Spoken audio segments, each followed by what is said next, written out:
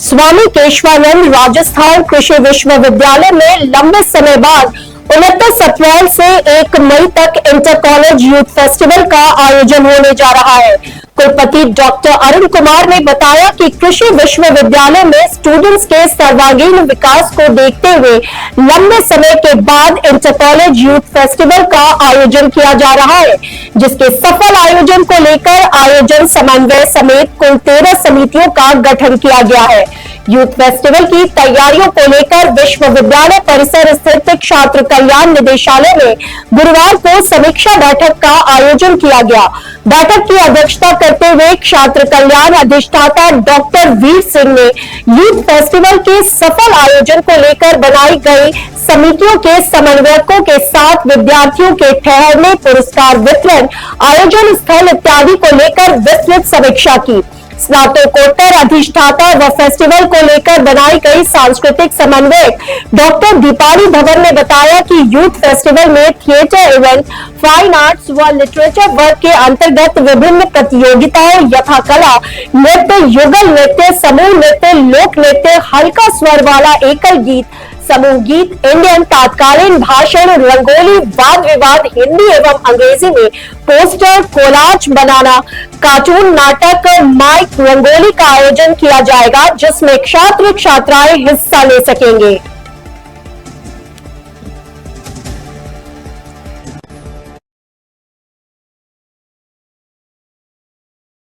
क्या किया उसके ऊपर मंथन हुआ और आगे आने वाले साल में जैसे 24 खरीफ में हमें क्या करना है, इस पे मंथन हुआ।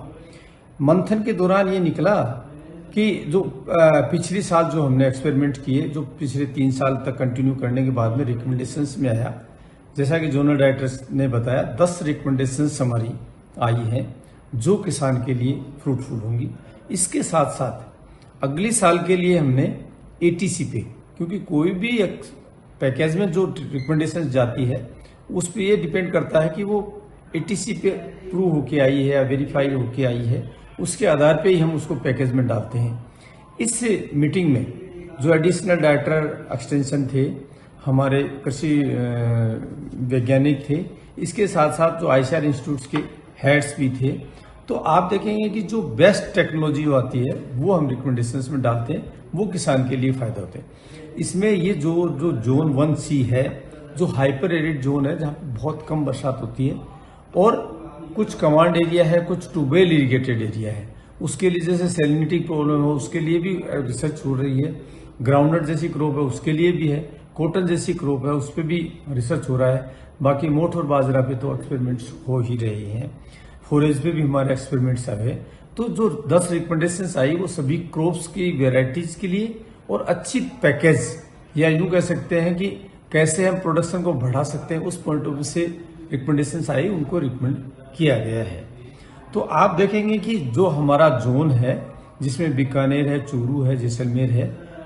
तीनों जिलों के अधिकारी एवं वैज्ञानिकों ने इसमें शामिल हुए और बहुत अच्छा फ्रूटफुल डिस्कशन रहा। इसमें मैं चाहूँगा कि जो हमारे एडिशनल डायरेक्टर शेखर साहब हैं उन्होंने भी बहुत अच्छा कोऑपरेट किया। 2 दिन से कृषि अनुसंधान केंद्र बिछवाल बीकानेर पर कृषि विस्तार और अनुसंधान सलाहकार समिति की बैठक हुई है। इस बैठक में कृषि अनुसंधान केंद्र, ICAR के वैज्ञानिक और कृषि विभाग के अधिकारीगण और साथ में कृषकगण भी इसमें भाग लिए हैं। कृषि अनुसंधान केंद्र ने 2 साल से अधिक अनुसंधान प्रयोग किए और के रिजल्ट प्रस्तुत किए और साथ में काश्तकार भाइयों के लिए जो अनुसंधान सिफारिश आई हैं, 10 सिफारिश आई हैं जो काश्तकार भाइयों के लिए बहुत ही फलदायक होगी। इसके साथ ही 7 जो ATC पर जो टेस्टिंग के लिए, जो परीक्षण के लिए